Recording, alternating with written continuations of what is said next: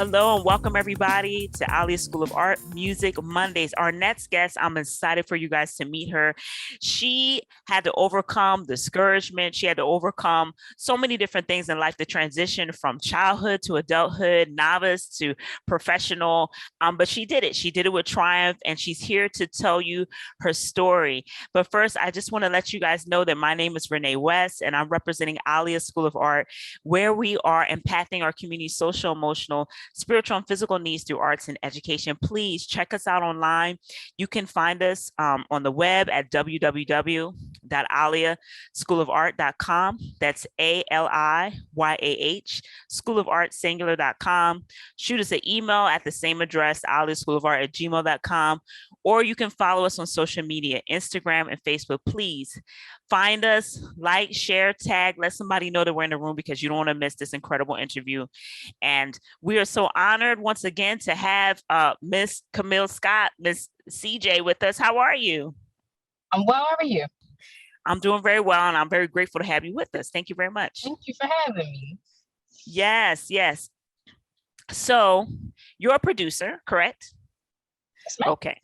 So Miss, and do you want us to call you CJ or Camille? I mean, either one is fine. Whatever works for you. Okay. You guys looking for her stage name? She goes by CJ.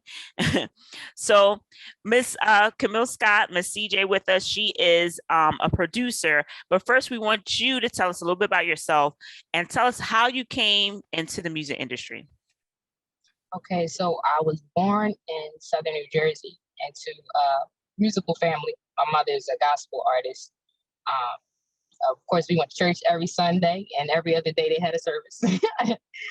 So I kind of fell in love with music being in church and watching the drummers. I love the praise and worship team, but I always found myself watching the drummers, just watching what they did. As time went on, my family noticed, that I had a knack for it. My grandmother actually purchased me my first drum set. I can't even remember how old I was. I was probably 8, 9, or 10, something like that. And I came home and I just set it up together. I never even done it before, but I was just watching them so long that I just knew where everything went. And they was like, "You put that together?" I was like, "Yeah." I mean, I tried. I'm pretty sure some stuff was off.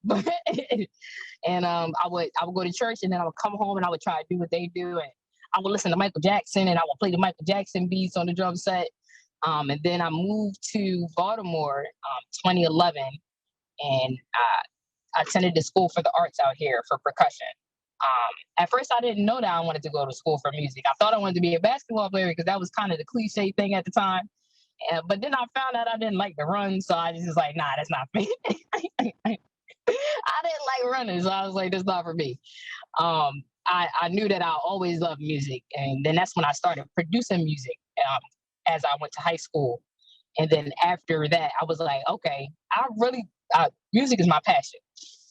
So I just went straight into it. And then after high school, I started working for nonprofits in the Baltimore City and County area, and that's what I do now. I'm a music production instructor.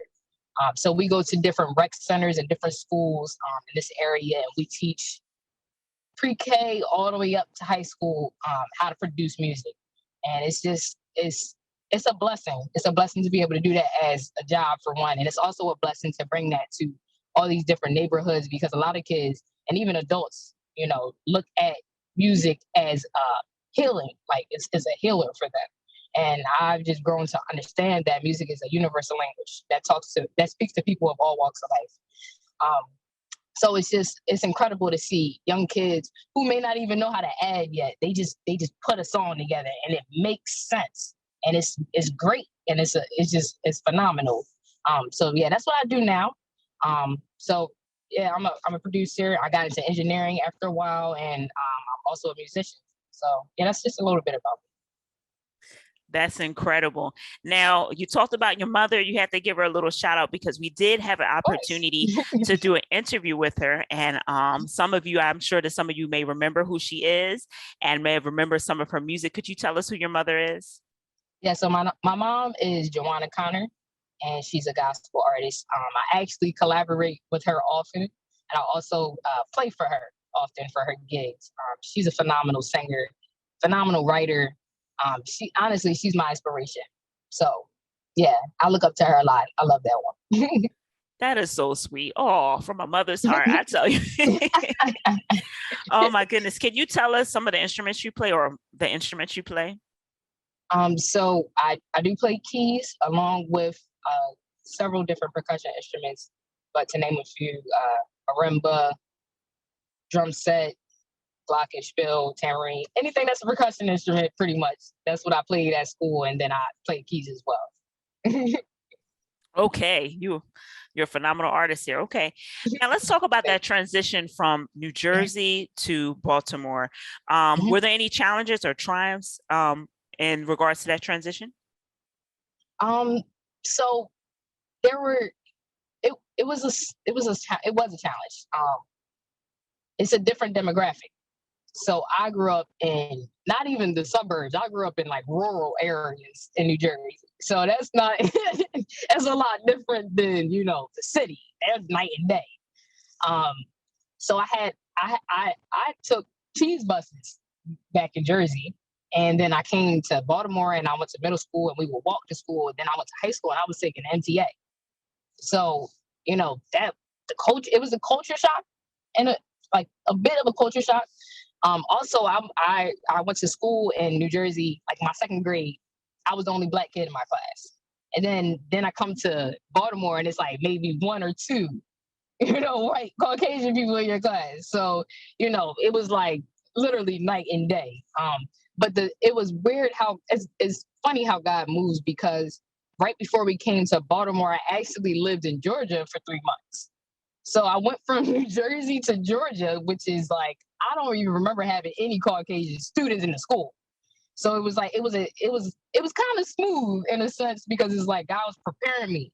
Um, and I love being around my people, and I didn't know it until I had the opportunity to do so. So yeah, it was a transition. It was definitely a challenge. The slang is different. Fashion is different. So it was a lot. It was a lot to take in, but I've always been the type of kid that kind of just blends in, and I can feel my way through, and I kind of focused on what was important at the time, which was grades, and doing my best in school, and that's always how I've gotten through everything. It's just focusing on progress. So that's kind of how I overcame that. Okay. Wow. The slang was different. That's Yes, funny. it is. Oh, wow. Oh my goodness. So let's take it up to now. I know that you worked on a few projects. Are you currently working on any projects right now? Actually, I am. I've been inactive on working on projects lately, simply because I'm getting my real estate license right now. So a lot of my focus and attention has been on that. Thank you.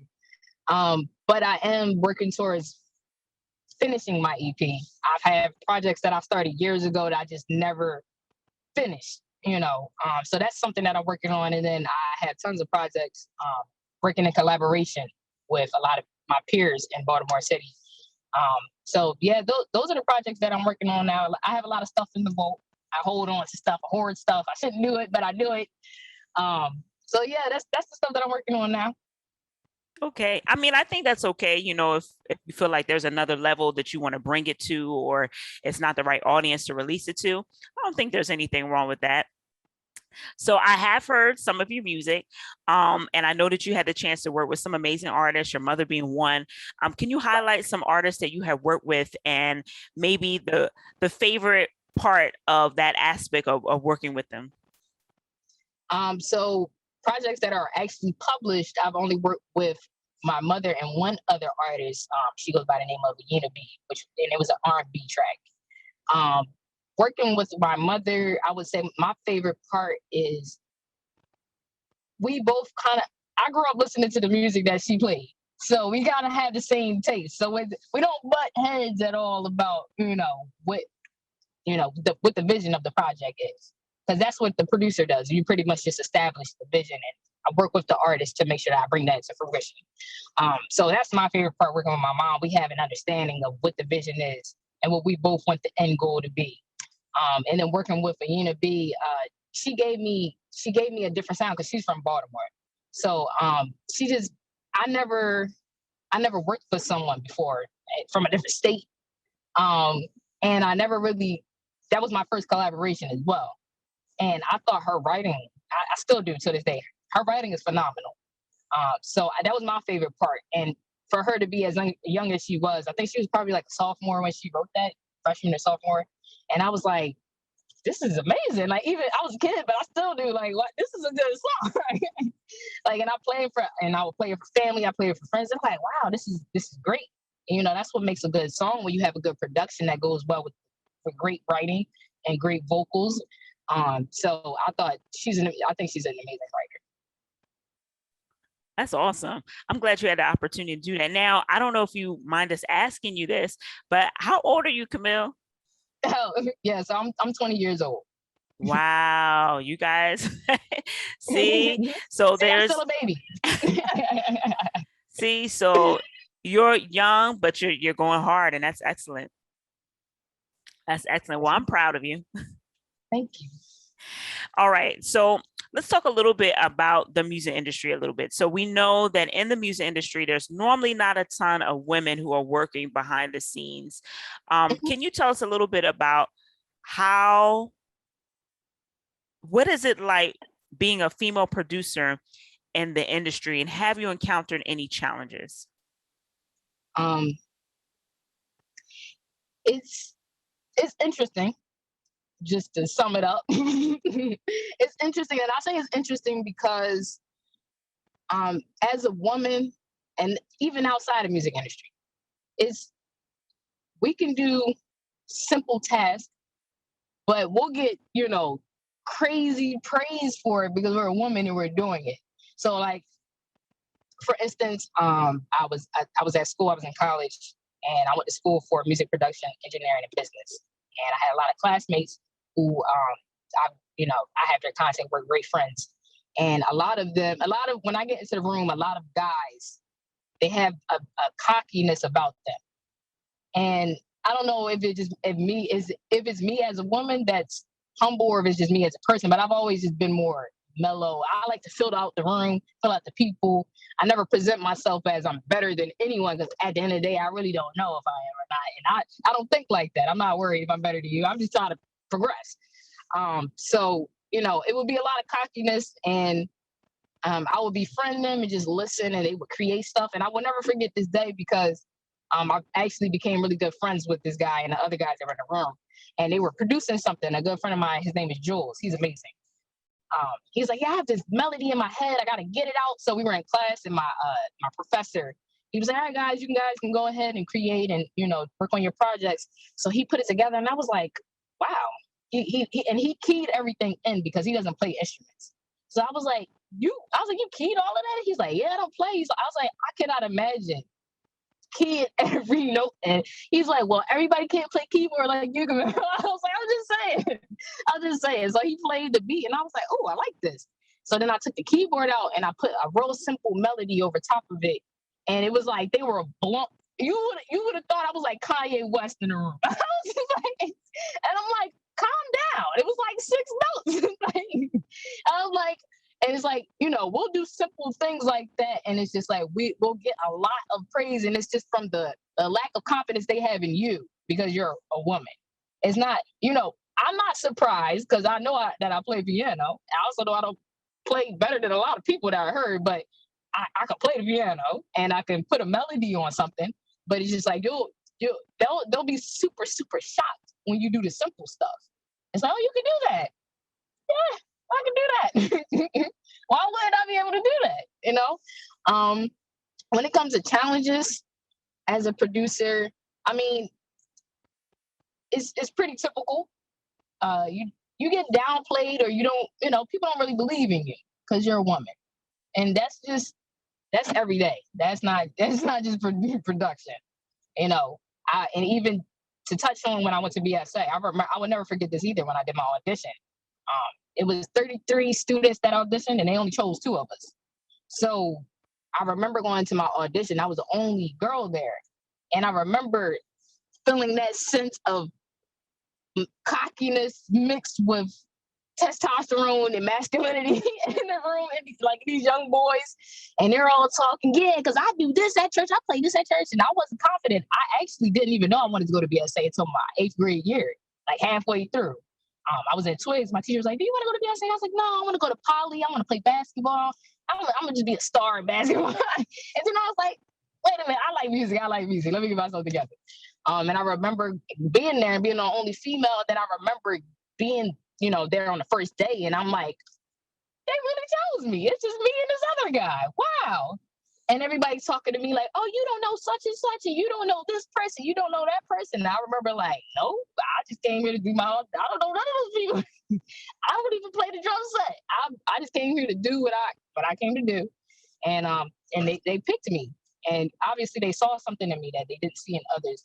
And it wasn't the cockiness, and I always keep that with me. But yeah, those are the challenges that we face as what you already understand as a woman, that you face on every day, every day.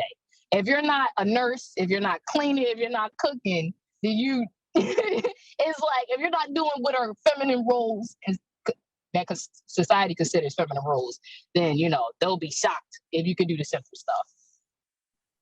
Wow. I love that story. That's definitely a testament to humility. And just also, even though you said you felt like you weren't confident, in a sense, you were confident and you were comfortable with yourself enough that you don't have to showcase yourself because you're comfortable in who you are. And I love the fact that you were able to experience that and share that with us. When you get a chance, you'll have to check out Nettie, Vanessa Woods.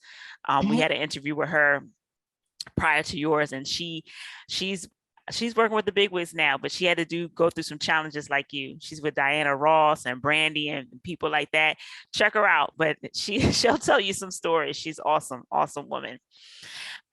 So speaking of challenges and speaking of people maybe overlooking you or devaluing you, maybe in a sense, I know that you shared some stories with us about when you first started producing and creating this music and creating these different songs, that because of your unique style and a unique way that you interpret music, that there were many that really didn't, they weren't really in agreement with it. Can you talk a little bit about that and tell us how you overcame that? Yeah, so as I told you before, we moved from Southern New Jersey to Northeast Baltimore. So when you change the state, there's going to be a difference in the music culture, which I didn't really understand growing up until I got older. Like, oh, okay, I'm in a different state. If you go to East Coast, you go to West Coast, it's going to be different. They're not going to listen. Their radio station they literally play different artists and different music. And you grew up listening to different artists and different music because of where you're born, your environment. So growing up in Southern New Jersey, a lot of the influence from South Jersey comes from Philly. So I grew up listening to Jill Scott, Musiq Soulchild, Erykah Badu, and that's a lot of my influence, neo soul. And then when I came to Baltimore, it's a whole different scene. It's like they might know of these people, but that's not what they grew up on. And you might find a couple people, but you could tell that the influence is different down here. And they like club music. They like, it's a whole different ballpark. And I'm like, they like club music. I'm like, what you mean club? Like Jersey club mix? They like, oh, like Baltimore. I'm like, I don't know what that's about, but okay. So it's just like it was a difference in the culture, and I didn't get it until I started producing and I'm listening to my peers. I'm like, oh, everybody's producing trap beats, and I'm over here, I'm over here making very melodic, very lo-fi music, and you feel out of place. I felt out of place a lot of times. I felt out of place. Even now, I still like, who listens to this out here? But I've learned and I've gravitated towards artists who do the more alternative sound. It took me some time to actually find people who understood my sound, and they created that type of sound themselves. But it's people out here who do that type of stuff, but it took me a minute. And a lot of people would listen to my music, and you know how people say, "Oh, it's different," but you don't know if they mean it positively or or they just saying it to be nice. Like I would hear people say that often, And some people I could sense a genuine, like, this is, I never heard something like this before. You're opening my mind up, and that's what kind of that encouraged me a lot. And I would play for like family members who understand, and so, and they're like, wow, like this is advanced for you to be the age that you are. So I kind of had to take from both spots, and just kind of like sum it up, like, this is who you are. This is, if this is what you produce, this is what's meant to come out of me. Like, this, somebody's gonna like it's some people who are gonna like it, and some people who are gonna dislike it. And that's what every genre. So once I got over that hump, I was like, I'm gonna just make whatever I want to make. Like, I can't imagine, like, my favorite artist, one of my favorite artists is Sir. Like, if he created a song and he felt as though it wasn't good enough for the world, like my favorite song, what if he didn't put out my favorite song because he felt as though it wasn't enough, or he felt like he was too different for the masses? So I always look at it like that. Like, all of my favorite artists were likely in a position that I'm in. Like, is this too different? Is anybody gonna like this? Or, and then they just do it anyway. And hey, people love Michael Jackson. People love Prince. And people can love Michael Jackson and Prince. They can love me too. And at the end of the day, I'm not to be like, oh, I want everybody to love me, but it's more so like, it's about the music. Because people find healing in music. So if I can express myself, somebody might be going through the same exact thing that I'm going through that I say in my song. So I wouldn't want to put a block on that. People find, if you express yourself, people look to connect to artists and music. So it's always about trying to connect to the people through the music. So that's also how I look at it. Man, that's so important. I tell you, because a lot of times I think we want to be like somebody else, but the reality is that it's the uniqueness that we bring that is meant to help, and just as you said, heal somebody else. I love the fact that you brought that out. That's excellent. All right. I know you were telling me, so we know that you kind of started off kind of trying to produce on your cell phone and really struggling. And we know that you did share your age with us. So we know that you're still pretty young, even though you've been at this for a while. But can you talk a little bit about the challenges of making that transition from like, okay, it's time for me to transition from like school to now professional to adulthood? Can you talk to us about that? Like you said, I'm still young, so I'm still learning and growing and experiencing things. But what I've experienced so far, I was like, when you're younger, you're like, I just want to be an adult. I just want to be grown. And then I started paying bills, and I was like, oh, this is what they talking about.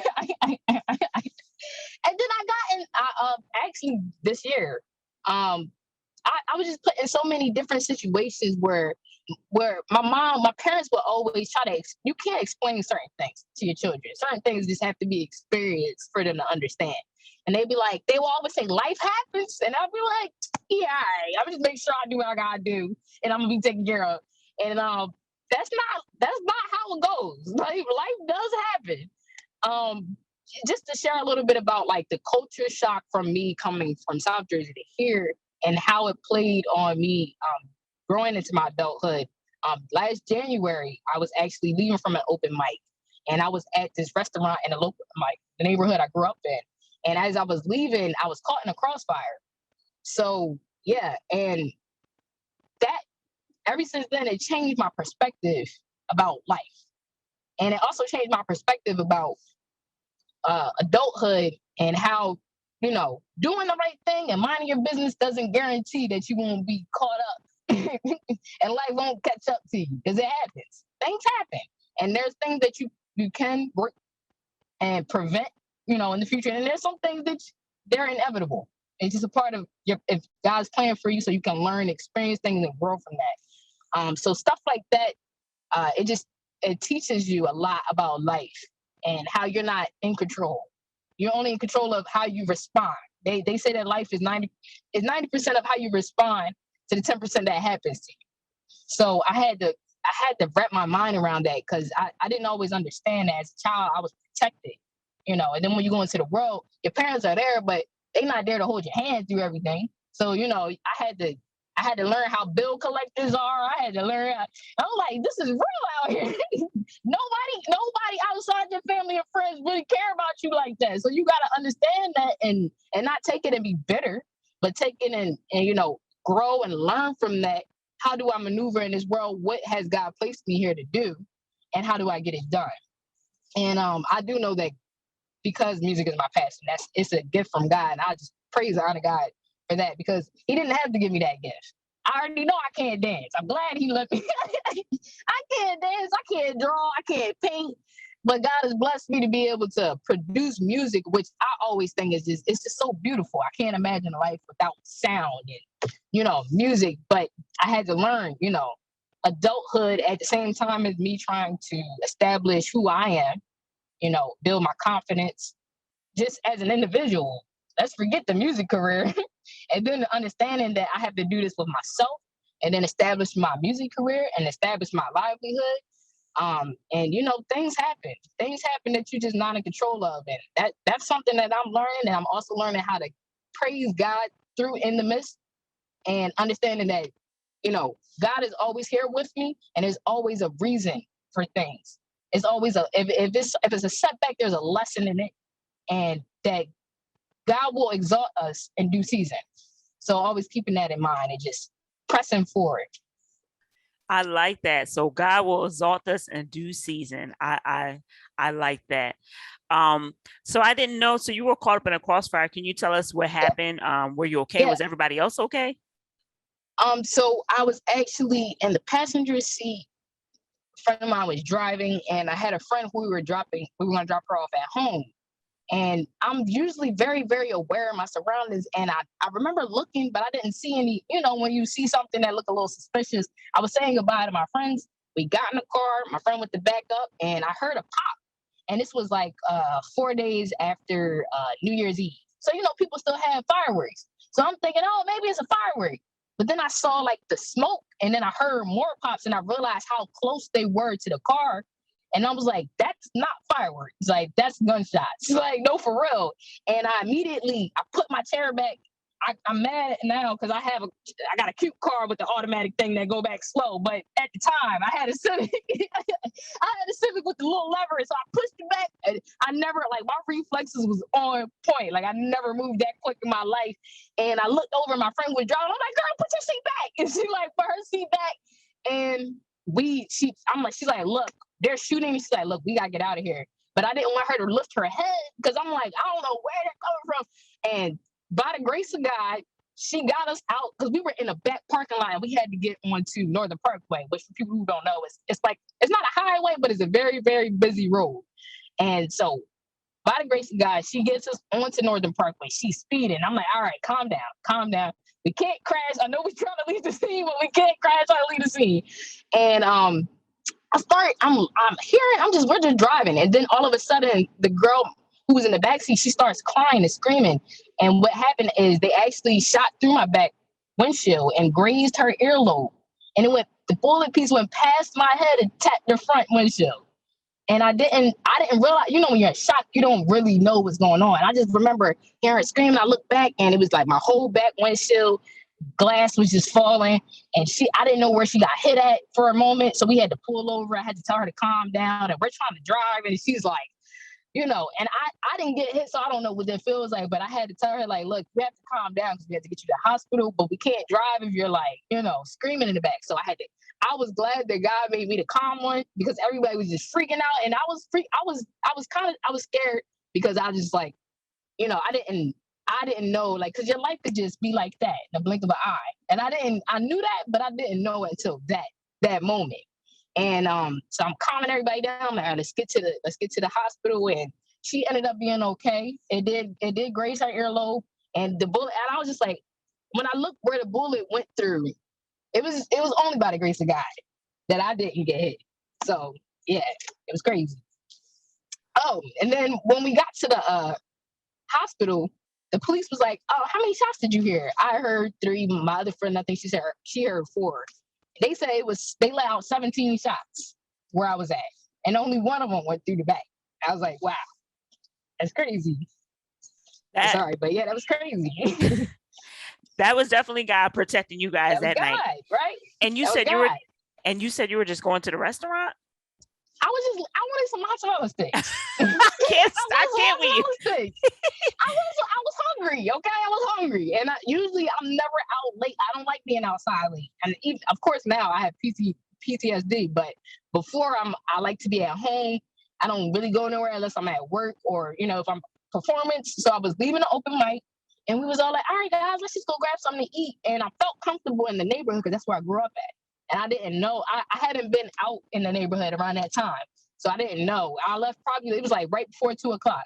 And I was like, all right, I didn't even finish my food because I was like, I just want to go home, and I was leaving out. And I was like, and I just praised God that I didn't come out 2 minutes later while they were shooting, and then I started going over all the things that possibly could have happened. And I realized that was only the grace of God at the same time. So I was like, I just praise God even to this day. I just, because I could have not have been here if it was meant to be that way. But God wanted me here, so I'm still here. Oh my goodness. I tell you that definitely was his hand upon you, just thinking that you were like, I don't want to finish this. Let me go. And you could have still been in the store. It could have been all kind of different scenarios. Wow. What an amazing story. Thank you for sharing that. And we going to take authority over that PTSD. It's not giving you fear. And, and you're going to be able to go on and be able to help somebody else as well. Oh my gosh. That's incredible. Ooh. And so after that experience, if you could put it into one sentence, what did you take away from that?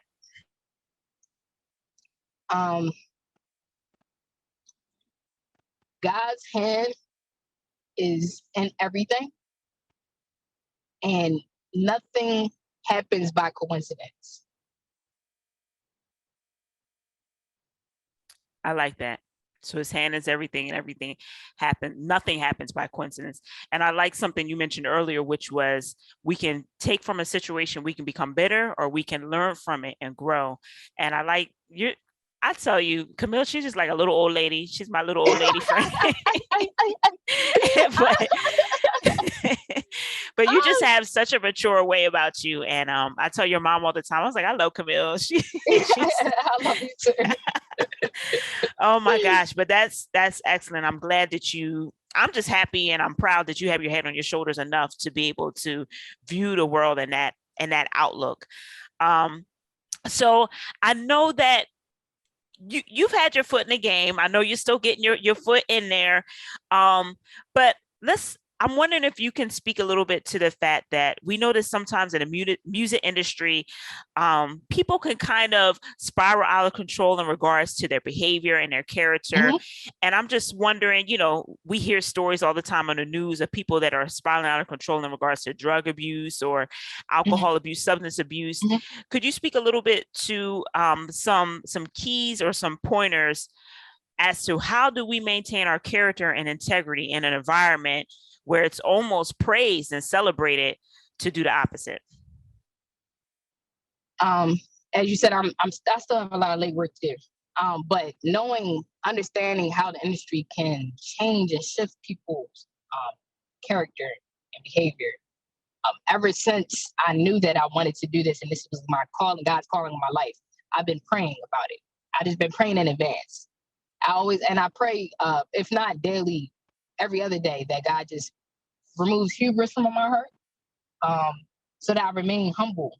Because I feel like a lot of times people start acting different because they're no longer humble because they got to a point where they've got some success. So now they feel like, I can do whatever. I can do whatever. There's no consequences. And I love watching documentaries of different artists that I love and people who may have faced, different circumstances, or even just like Whitney Houston and her daughter, like situations like that. They just touch me differently. I don't know, it's something about me that I could just feel the energy that people are feeling. If I see somebody crying, it's like I have to cry. So when I see situations like that, I just feel everything that they're feeling, to know that could happen to anyone if you don't take control of it and understand that you're not in control. God is in control, and that God has blessed you with this life. So don't take it for granted. Don't take, because it can be taken away so easily. But yeah, I pray that daily, that God just humbles me, that I remain humble, especially for where God is going to elevate me, because you have to remain humble in those circumstances. And one thing that always humbles me is understanding that I wouldn't have these times unless God put them in. So that's one, I guess that's one pointer that I would give people, is just understanding that, you know, we wouldn't have the ability to do anything that we do unless God gave it to us. And we wouldn't even be here unless God wakes us up every day. So if you could just remain humble and understanding that we are a servant to God at the end of the day. I don't want to be praised. You know, they always say you can analyze yourself by how you respond to praise. If you respond to praise and you get all big headed and your chest is all puffed out, that's a red flag. You know, that's a red flag, because at the end of the day, like, for example, if somebody says that you're pretty, I never understood why people get cocky about their physical appearance. I'm like, you didn't make your face, God did. I don't get it. I always take the compliment, but I don't feel entitled like I made my face this way. Of course, I keep it up, but I didn't make it this way. I could be looking crazy. I do wash my face and stuff like that, but, you know, understanding that everything that we have comes from the source. It comes from God. So I can never lose sight of that. And once you lose sight of that, I think that's when people start acting a little different. You know, they think they're in control. They think I got here because of me. You know, there's things that we have to meet God in the middle with, but we still wouldn't be there unless he wanted us to be there, unless he planned that and planted that in your life for you to be there. So just giving thanks to God and just being grateful, you know, gratitude, just having that gratitude, and always remaining humble and always remaining a student. Because when I meet people who feel as though they got it all figured out, and you might be super successful, and nobody on the planet has it all figured out. You know, not even the wisest person is as wise as they can be. So always remaining a student and being open to learning is always humbling. So yeah, those are my points. I love that. That's very well said. And you know, we're eternal beings. We're living an eternal life, and things are constantly changing and growing and moving. And so how could you always know it all unless you're the all-knowing? Unless you're the all-knowing God. That's right. And, you know, I feel led to say this, even though this is not necessarily a Christian quote unquote program, but one thing that I learned as an artist, and actually I did learn it when I was pursuing a music career, but I learned that we can sometimes we're searching for something to fulfill us, and we can search for it in people. We can search for it in you know, partners. We can search for an success, titles, accolades. But I just want to let you guys know that the only thing that's ever going to fulfill you is the Father. And that thing that you may be looking for is probably his love. So I just want to encourage people. I just really felt led to say that, because as you were speaking, I just thought about how I kept thinking to myself, you know, if I could just get the next gig, if I could just get the next award, if I could just get the next acknowledgement, the next, you know, record deal, I felt as though there was going to be a piece of me that was fulfilled. But I found that every time I achieved each point, it didn't matter what point I achieved, I still felt empty and I still felt broken. And it was in that season that the Lord had to humble me and say, well, he didn't say, but he just revealed to me that, see that you can spend your whole life searching for those things and pursuing those things and even accomplishing them, mind you, but that doesn't mean that you're going to be fulfilled, because I'm the only thing that was meant to fulfill you. So throwing it out there. So our interview is just about up here. That was quick, wasn't it? Yeah. So before we get ready to, we're going to do our Fast Five, and then I want you to tell people where we can find you, how we can support you, and you know, check out your music, listen to your tunes. Before we do that, is there any last thing you want to talk about? Is there a project that you want to promote right now or anything? No, that was all. Sweet and simple. No. Okay. I won't pressure you. Oh, wait. Did I think of something? I do have a show that I'll be playing at in August, but I don't have all the details. But once I give you my information, you'll be able to go through the links on my page and check me out there. That's all I have. Okay, so in other words, guys, you want to keep up with her, like her, find her on social media, connect with her so you can find out what events she has coming up in the future, and check her out. She's excellent, excellent musician. All right, are you ready for your Fast Five? Yes, ma'am. Okay. Again, the Fast Five, I'm going to ask you 5 questions. You have 5 seconds to answer each. All right, number one, first question. Favorite artist? Drake. You said Drake? Yeah. Okay. So can you explain why? For one, I only have 5 seconds, but I have like 3 favorite artists. But I have 3 favorite artists, but I was told to go with my gut instinct and Drake just came up. But outside of that, I think Drake is a phenomenal artist. I don't know him personally, but what I see of him and his character, he just seems like the type of guy I would surround myself with. I like the way he carries himself. I love the way he expresses himself. I also like how unique he is and was when he first came into the industry. And he just kept at it. He never tried to sound like anybody else, and it turned out great for him. I mean, he ended up being the artist of the decade, so that's pretty good.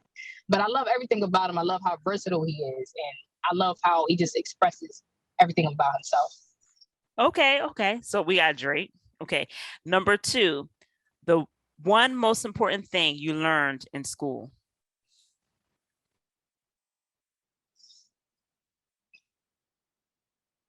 Okay, I know that was over 5 seconds, but I'm gonna go with focus. I'll go focus. Okay. Go ahead. You can elaborate. Focus because. Oh, okay. I learned that because I realized that you can't get any of your classwork done if you don't focus on your classwork if you're too busy talking. And then I always felt as though it wasn't necessary. And then I realized how that plays in adulthood, how your focus is everything, and that goes with your perspective. What do you focus on? That's what you're going to think about the most. So shifting your focus to be, productive, that makes all the difference in whether or not you'll be successful. You might have great ideas, but do you focus on those great ideas? Do you focus on actionable ways to, actually commit to it and achieve those goals? It's all about your focus. So I had to learn that from school. It took me some time, but I got it. Wow. That's good. And, it's interesting because when we were discussing your background and coming up and some of the challenges that you had to face and overcome, that was one of the things that stuck out to me was that you realized you had a dream, but you realized you had to exercise some focus, which meant you had to make some decisive decisions and some self-sacrifice if you wanted to get to this goal or this dream, this vision that you saw in mind. So that's excellent. I think it all goes hand in hand. Focus. Very well said. All right. Number 3, favorite fruit. Pineapples. I like pineapples too. They are good. All right. Number 4, favorite basketball team. Okay. Well, last time I actually actively watched basketball, Kawhi Leonard was on the Spurs, so that tells you a lot. I used to like the Spurs because of Kawhi Leonard. I like the way that he carries himself. So I guess my favorite player would be Kawhi Leonard. I don't really have a favorite basketball team because I don't watch that much TV. Okay. It's just too much to try to keep up with, and it eats up too much of my time. So I just don't really watch TV that much. But my favorite player is Kawhi Leonard. Okay, it does eat up a lot of your time, doesn't it? Yeah. Oh my goodness. And last question. What's one thing that you would say to the next generation? This has been on my mind a lot lately, actually. Our ancestors did not work as hard as they did for us to be comfortable, for us to just be comfortable, relaxing on social media, not making progress within our systems, within our communities, within our culture. So if you have a dream or you feel like God is calling you to do something, you need to do that. If you don't fulfill that, then the next generation can't do what they need to do. Even if we just think about people that we hear about all the time, like Martin Luther King. Imagine if he hadn't done what God called him to do, would we be this far? And the answer is no, because nobody else would have, took that role, because that's what God called him to do. So if you know God has placed a calling, if you feel something in you, if you feel like you're super passionate about something, it's probably because that's what God is calling you to do. So just do everything in your power to do that, accomplish that goal, set goals and work towards accomplishing goals, because it's not just for you. Everything is bigger than you. It's about the people around you. It's about, you know, the entire world. So make sure you do the calling that God has placed on your life. That is wonderful. Again, I'm so proud of you. You are full of so much wisdom. You impress me every time. But yes, complacency. We can't be complacent. Wow. Well, thank you so much, Camille. Congratulations again on all your success and everything that you're doing. And we only wish you so much more. I know that you're going to go far because you have such a spirit of such a tenacity for the things, and you have a clear focus and a clear goal in mind. So I know that you're definitely going to go far. Before we get ready to close out, can you please tell us where we can find you, check out your music, connect with you? Yeah, I'm not big on social media either. It's something I probably should get into as an artist, but you can definitely find me on Instagram. I think that's where that's the most active platform for me. At c.jai00. And it's the same for Twitter. But I'm most active on Instagram, and that's where I post updates of upcoming events. And you can also find links to all of my music and anything else that I'm doing. So yep, at c.jai on Instagram. Awesome. Awesome. It's so interesting. I don't know why it is, but a lot of the friends that I meet who are producers, they're not, even though they're working with like these great big name people, they're not like on social media. I'm like, why is that? But anyway, spending time actually doing stuff. There you go. That's the answer. Oh my gosh. Well, this interview has been such a joy. I'm thankful and grateful to everyone who tuned in and supported what we were doing today. Guys, please like, share, connect with Camille, check out what she's doing. If there's any upcoming artists that are out there that are looking for a producer, I'm telling you, she's great to work with. I've seen her in action, and you would just be really, it would be a treat if you were able to connect with her. Again, thank you guys for joining us. My name is Renee West, and this has been Music Mondays with Alia School of Art. Check us out, please, on social media at Alia School of Art. That's ALIYAH School of Art singular, or just hit us up on our website at www.aliaschoolofart.com. Well, we're so grateful and we're so thankful to have you guys with us. Check us out next week for our next artist on Music Mondays. Bye, guys.